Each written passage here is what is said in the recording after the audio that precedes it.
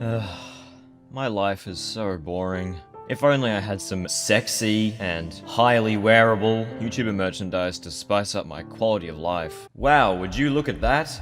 Is that some sexy and highly wearable apparel and drinkware? Wow, my life quality is immediately improved. Just look at that. Oh my goodness. Just take in those luxurious all-over print designs, that bold and simple typography, all the never-before-seen custom artwork. I think I'm gonna splurge!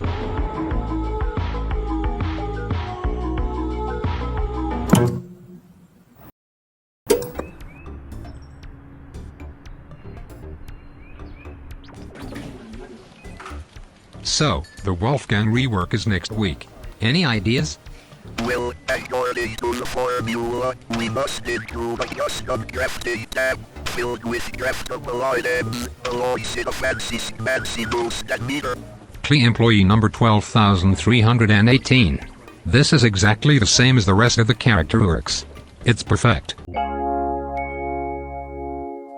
The Wolfgang Rework is here, and it's controversial, to the surprise of about no one. This video will be a deep dive into this update's impact on everyone's beloved French, Russian, some other Eastern European country strongman. Is he still the rampaging monster he once was, or has he been delegated to simply being another character, doomed to drown in the depths of the ever-growing character roster?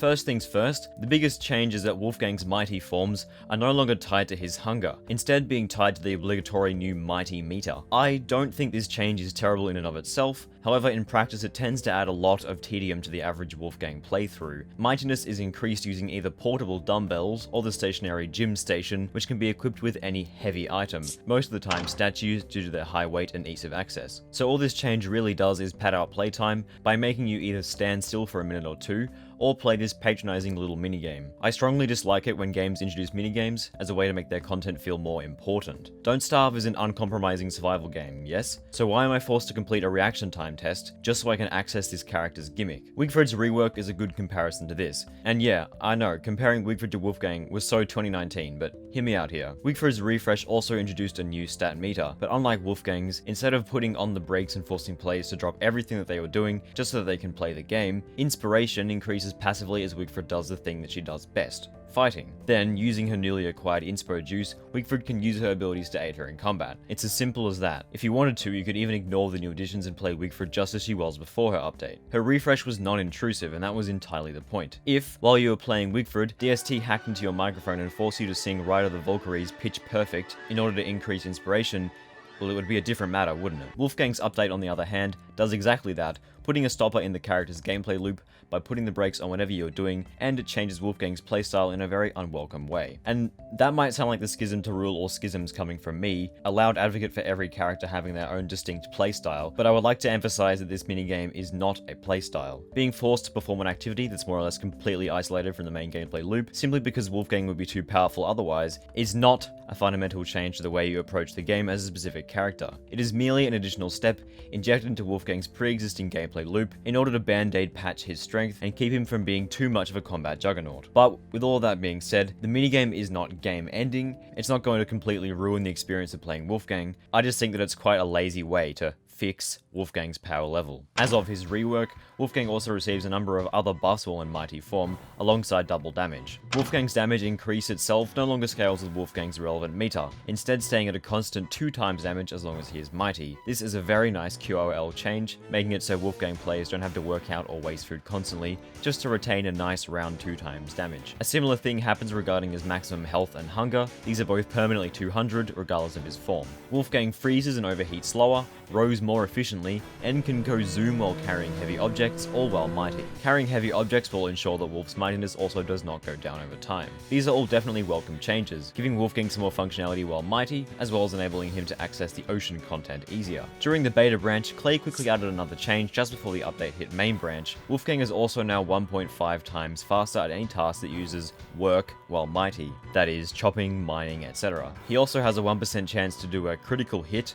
while working, which will immediately finish the job, instantly felling the tree or destroying the boulder. This change in particular is a bit spontaneous, but it does an okay job at making Wolfgang a bit more of a generalist. That being said, chopping and digging is quite a linear thing, in that there is usually going to be one character who is the best at it. Making Wolfgang a harvester as well as a combat character gives characters like Woody more unnecessary competition in their niche. Another feature of this update that I quite dislike is that Wimpy form is practically disregarded and is purely a punishment state for not keeping Wolfgang's mighty meter up. Rewind all the way back to vanilla Don't Starve, and Wolfgang's Wimpy form could, albeit quite nichely, provide some benefit to the player. Being in Wimpy form used to decrease hunger drain, which meant that you could use it during extreme emergencies in order to save on food. Combine this with the Belt of Hunger, and Wolfgang could achieve the lowest food drain of any character in the game, only requiring extremely minimal amounts of food to stay alive. As of Wolfgang's refresh, Wimpy form is purely just beneficial. His damage is obviously still decreased, but he now also freezes and overheats faster, even taking extra damage from any source while in Noodle Arms mode. I personally think that giving Wimpy some benefits would actually require players to put thought into managing their mighty meter, instead of just trying to keep it maxed out at all times. It would also make Wolfgang a bit more unique when compared to the other fighter characters, and could serve to give him his own micro niche. Besides, the art and animations for Wolfgang being Wimpy already exists. If anything, they are now going to be underused, since there is literally no reason to stay as Wimpy. Instead of making Wimpy form worse in every way, some of the minor perks could potentially be moved over to it, such as temperature insulation being granted there instead of while Wolf is mighty. I was somewhat fond of the concept of Wimpy being an emergency mode of sorts,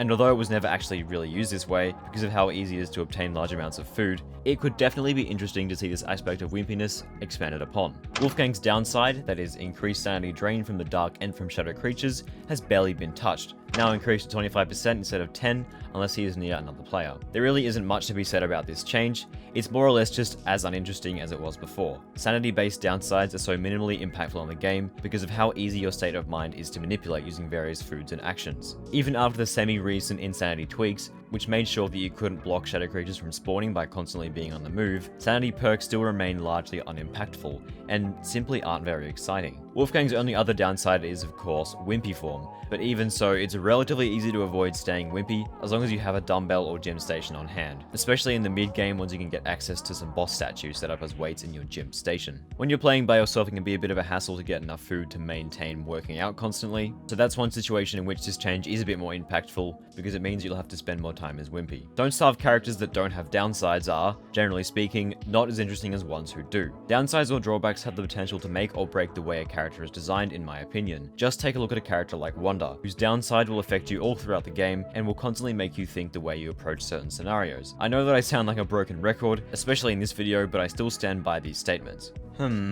Maybe I should have chosen a vinyl player instead of a TV for a head. Characters with some sort of major drawback that affects them all throughout the game are definitely the ones that I'm most likely to come back to after playing them initially. A Don't Starve character should be its own unique experience that is notably different from the game's ever-growing cast. Wolfgang's identity is obviously as the brute force damage dealer, and despite the existence of other combat-focused characters, the others mostly have their own niches and uses within the game. Wolfgang still remains the only character where raw combat prowess is their respective trait. I don't think this update has really scratched the surface when it comes to possibilities for how Wolfgang could function. Damage Dealer makes Wolfgang essentially a blank canvas when it comes to unique capabilities that he could have, especially considering the recent release of Wanda, who has quite clearly demonstrated that Clay still has the ability to design kick-ass characters. In contrast, Wolfgang's update feels like somewhat of a letdown. Wolfgang is a pre-existing character who has more or less existed for as long as the game has. People have preconceived expectations when it comes to how Wolfgang plays and operates. There isn't really a way to make an update for a character like this for whom such strong expectations have existed for so long without isolating some players or being polarizing towards others, which is one of the two main reasons why I think this update doesn't land perfectly for me. Going back to using Wanda as an example, before Wanda was added to the game, the only expectations attached to her were those that are attached to every character. Basic things, such as having unique personality, pleasing art, etc. There was virtually none of the baggage that veterans such as Wolfgang have,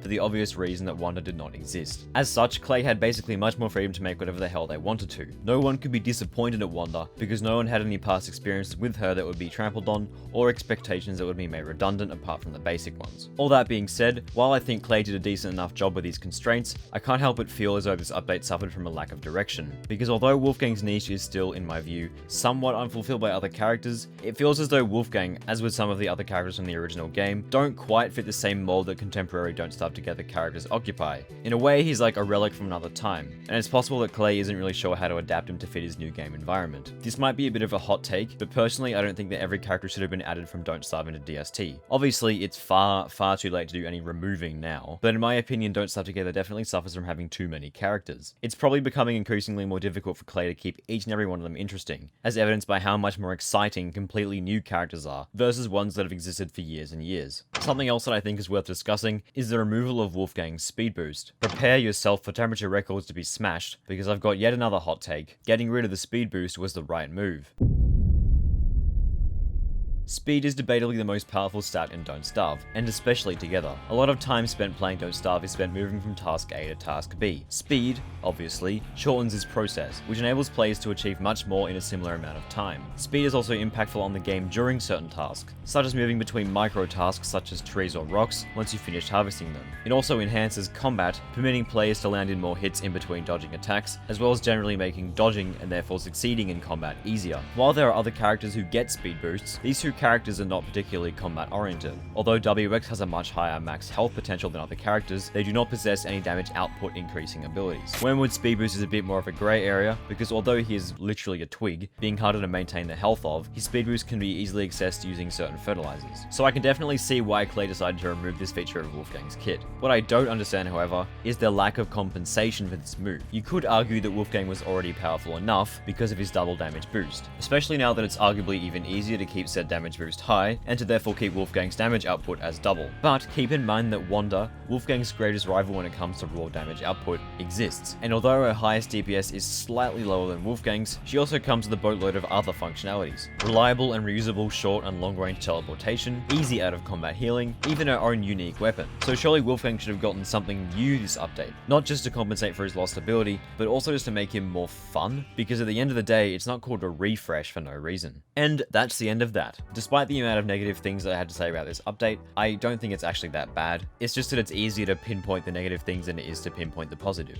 The update does make Wolfgang much more tedious to play, and while it technically does an okay job at balancing him out, there's just no compensation for the nerfs, and barely any new material or substance to keep him interesting. I know for sure that I probably won't play Wolfgang very much in the future. Being forced to stand still or play a minigame just so I can access a character's abilities is simply not fun for me. That's about everything in store for this video, so thanks for watching, and as always, please feel free to leave your thoughts on the update or this video in the comments. That's what they're there for. A massive thanks to Lumpkin for editing this video. If it weren't for him, I probably would not have been able to get this video out within a reasonable amount of time because of a few real life circumstances that would have gotten in the way of everything. So big ups to him. Links to his stuff is in the description and pinned comment as per usual. Seriously, this guy's an absolute legend. Please give him some love. Also, another reminder to be sure to check out the Tape Deck merchandise store. It's been a ton of fun working with some artists from the community whose fan art submissions you might recognize to make some hopefully awesome products. Again, links are in the usual places as well as the special YouTube merch tray thing underneath this video. Thanks for watching, and I guess I'll see you next time.